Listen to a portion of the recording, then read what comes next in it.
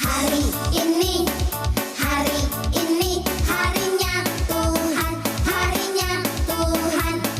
Mari kita bersukaria, bersukaria. Hari ini, harinya Tuhan. Mari kita bersukaria. Hari ini, harinya Tuhan. Shalom adik-adik sekolah minggu. Selamat hari minggu bagi adik-adik semuanya. Iya, tidak terasa ya, adik-adik sudah masuk semester baru, ya kan? Ada yang naik kelas dari kelas 1 menjadi kelas 2, kelas 2 menjadi kelas 3, begitu juga dengan selanjutnya. Tentu ketika sudah memasuki semester baru, juga harus dengan semangat yang baru. Iya, semakin rajin belajar, sekalipun sampai saat ini kita belum bisa bersekolah sebagaimana seperti sebelumnya karena corona belum juga hilang dari tengah-tengah kehidupan kita.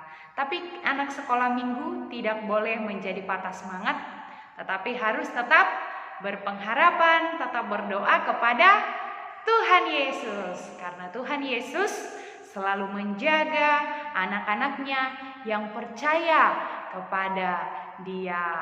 Oleh karena itu adik-adik, supaya kita semakin semangat, lewat video ini kita akan beribadah pada hari Minggu ini bersama-sama. Ya, adik-adik, sebelum kita mulai ibadahnya, tolong disiapkan Alkitab di sebelahnya ya. Tolong disiapkan Alkitabnya karena kita akan membaca firman Tuhan secara tersendiri nantinya. Iya, dan di akhir video biasanya Inang Capen selalu kasih ayat hafalan, ya kan? Jadi Inang Capen harap adik-adik sekolah minggu nanti akan menghafalkannya. Baiklah adik-adik, kita akan mulai ibadah kita. Mari kita mulai.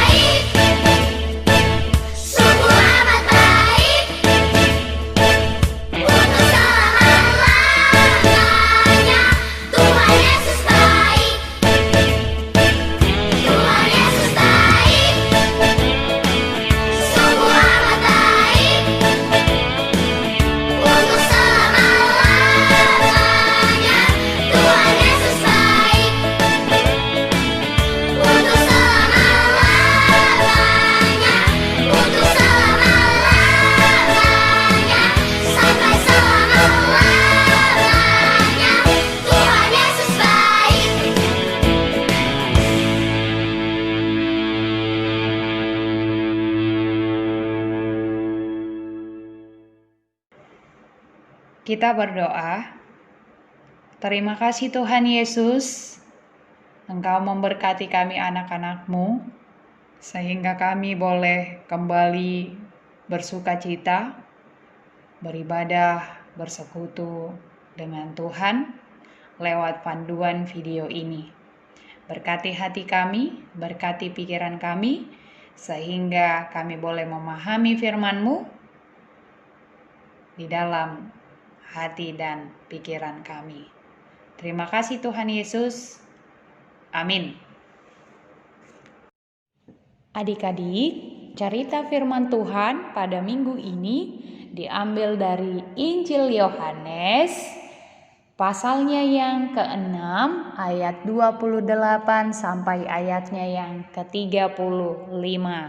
Yohanes pasal 6 ayat 28 sampai ayat 35. Mari kita baca Alkitab kita secara tersendiri.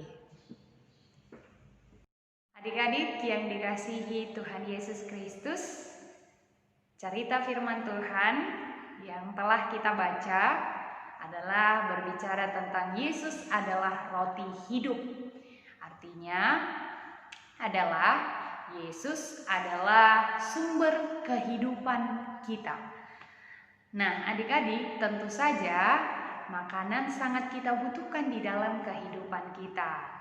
Tanpa makanan, kita pasti tidak dapat bertahan hidup, karena makanan adalah kebutuhan jasmani kita, kebutuhan tubuh kita.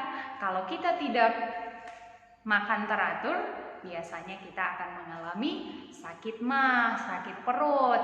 Adik-adik sudah pernah nggak mengalami sakit mah atau sakit perut karena tidak teratur makan? Iya, pasti pernah ya. Kalau misalnya lauknya tidak enak, ya kan? Atau sayurnya tidak ada, ujung-ujungnya malas makan dan akhirnya jatuh sakit. Ya, jadi adik-adik harus rajin makan supaya tubuh sehat. Nah, dalam cerita firman Tuhan pada saat ini, Yesus mengatakan bahwa dirinya adalah roti hidup. Kenapa Yesus berkata seperti itu ya?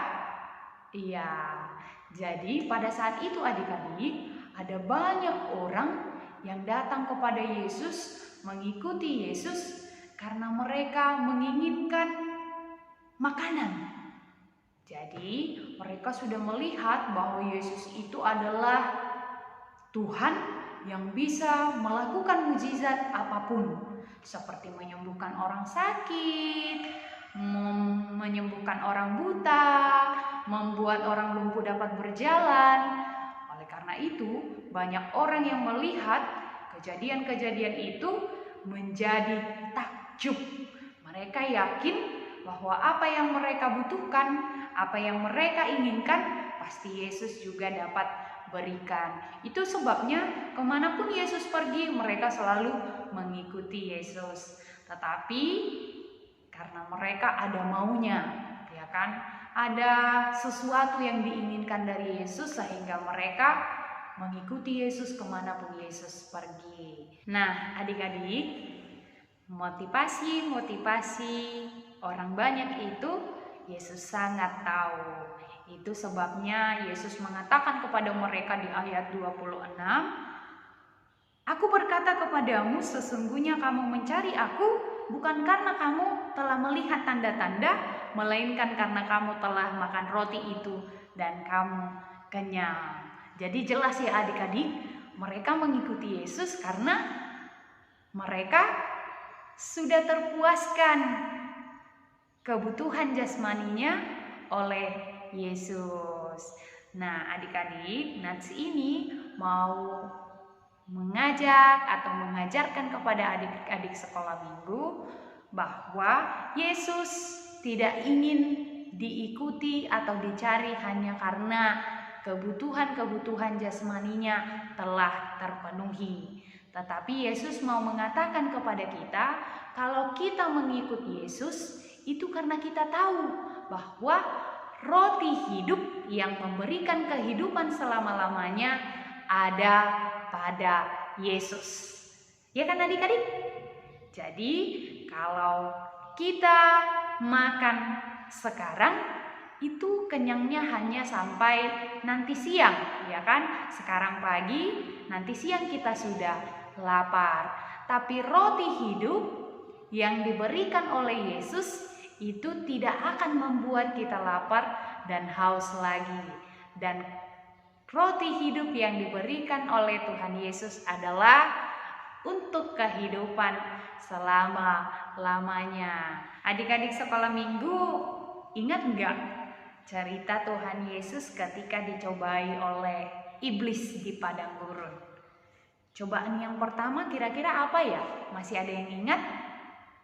Wah, luar biasa, ada yang mengingat. Iya, pencobaan kepada Yesus ketika Yesus sedang berpuasa di padang gurun adalah ular menawarkan supaya batu diubah menjadi roti. Karena iblis itu sangat pandai untuk menawarkan sesuatu yang diinginkan oleh manusia, termasuk dengan makanan-makanan, ya kan? Bagaimana manusia supaya jatuh ke dalam dosa? Ia menawarkan makanan-makanan yang memenuhi perutnya supaya kenyang. Ada banyak orang demi makanan ia mencuri, ya kan? Mencuri uang mamanya supaya dia bisa jajan, ya kan?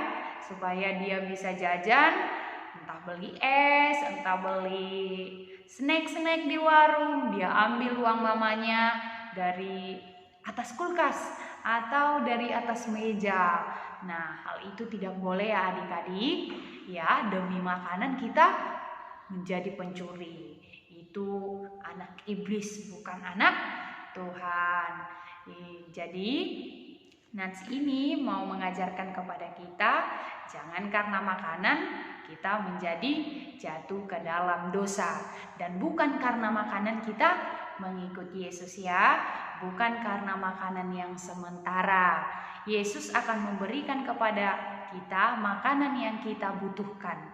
Tetapi kita mengikuti Yesus karena kita percaya kehidupan yang kekal, kehidupan selama-lamanya itu berasal dari Dia.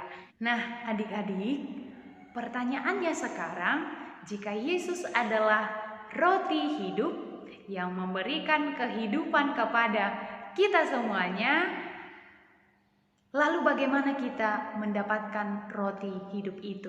Atau bagaimana supaya kita memperoleh roti hidup itu?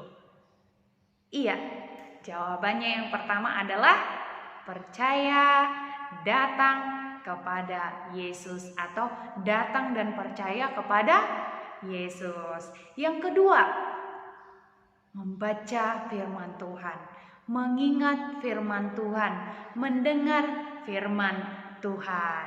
Ketika kita mendengar, mengingat firman Tuhan, kita akan mengalami kekuatan yang sangat besar, lebih besar daripada kekuatan yang diberikan oleh makanan. Hah, kok bisa? Ya dong, coba adik-adik mengingat. Ketika adik-adik takut atau khawatir karena ada masalah, karena ada sesuatu, lalu adik-adik dengan makan roti, emang takutnya menjadi hilang? Emang dengan makan roti kita akan menjadi tidak takut lagi? Kan tidak kan ya? Tetapi kalau kita khawatir, lalu kita percaya kepada Yesus, kita mengingat firman Tuhan, pasti kita akan tidak menjadi takut lagi. Itu artinya firman Tuhan sangat besar kuasanya untuk memberikan kita kekuatan. Dia adalah roti hidup yang memberikan kepada kita semangat, pengharapan, kekuatan untuk menjalani kehidupan ini. Oke, yang pertama tadi datang dan percaya kepada Yesus. Yang kedua, mendengar, membaca, dan mengingat firman Tuhan. Karena firman Tuhan adalah sumber kekuatan di dalam hidup kita. Yang ketiga adalah dengan kita rajin berdoa, ya. Dengan kita rajin berdoa, kita meminta supaya roti hidup itu diberikan kepada kita, ya kan? Roti yang memenuhi kebutuhan rohani kita, ya. Kebutuhan rohani kita. Oleh karena itu adik-adik sekolah minggu, ketika Yesus mengatakan kepada adik-adik, kepada Inang Capen, aku adalah roti hidup, bukan berbicara tentang roti panholano, ya. Bukan berbicara tentang roti rote yang ada di dekat samping Ramayana. Tapi ketika Yesus mengatakan aku adalah roti hidup, dia sedang berbicara tentang dirinya sebagai pemberi keselamatan, pemberi kehidupan selama-lamanya kepada kita semuanya. Oleh karena itu, yang bisa kita lakukan adalah supaya dapat memperolehnya. Yang pertama tadi, datang dan percaya kepada Yesus. Kedua, percaya kepada firman Tuhan. Yang ketiga, rajin berdoa supaya kita memperoleh roti hidup itu. Amin. Kita berdoa. Kami bersyukur Tuhan karena kami telah mendengarkan cerita firman-Mu.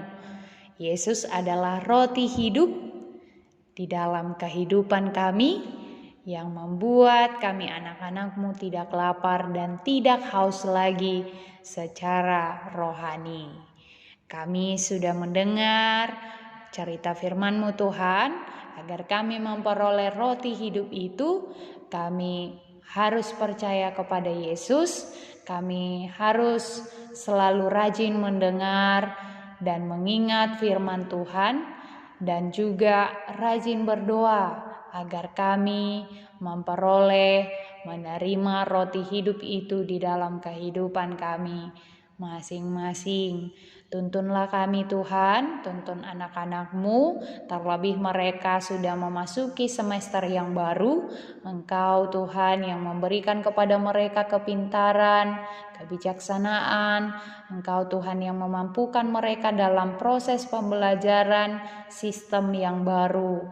Mungkin mereka akan belajar lewat media online. Engkau Tuhan yang mengajari anak-anak-Mu agar mereka boleh dapat belajar sekalipun mereka harus masih berada di dalam rumah. Terima kasih Tuhan Yesus, terpujilah nama-Mu. Amin. Adik-adik sekolah minggu, kita sudah mendengar cerita firman Tuhan tentang Yesus adalah roti hidup. Seperti yang Inang Capen katakan di awal video, bahwa ada ayat hafalan. Maka ayat hafalannya ialah diambil dari Matius 6 ayat 33. Matius 6 ayat 33. Ayat hafalan ini ada lagunya loh. Iya, jadi kalau adik-adik membukanya dan penasaran apa itu lagunya, tentu harus dicari tahu dulu isinya apa. Atau ada yang sudah tahu? Iya, maka adik-adik boleh mencari lagunya di YouTube. Oke? Ada lagunya, Carilah Dahulu Kerajaan Allah. Oke adik-adik? Selamat hari Minggu bagi kita semua. Shalom.